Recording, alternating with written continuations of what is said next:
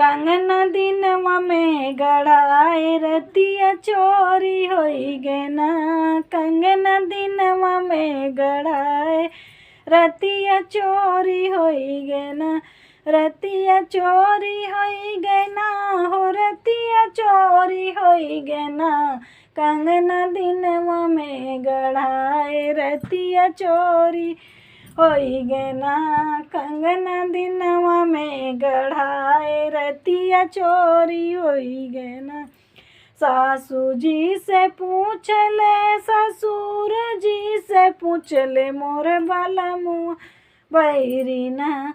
मोर बाला मुआ बैरी ना। कंगना जुआ में हारे मोर बाला मुआ बैरी ना।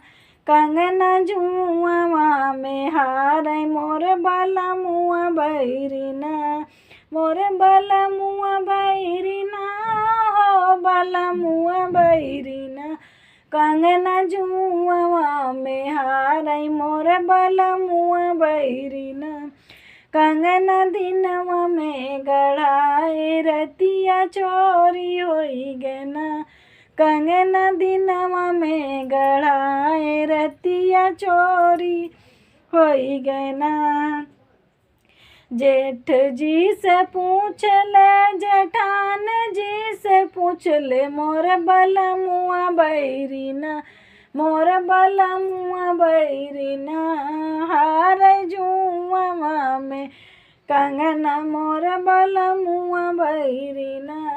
हारे जुआ में कंगना मोर बाला मुआ बैरी ना। मोर बाला मुआ बैरी ना हो बाला मुआ बैरी ना। हारे जुआ में कंगना मोर बाला मुआ बैरी ना।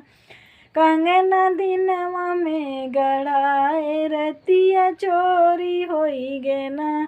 कंगना रतिया में गढ़ा दिनवा में गढ़ाए रतिया चोरी होई गे ना। रतिया चोरी होई गे ना हो रतिया चोरी होई गे ना। कंगना दिनवा में गढ़ाए रतिया चोरी होई गे ना।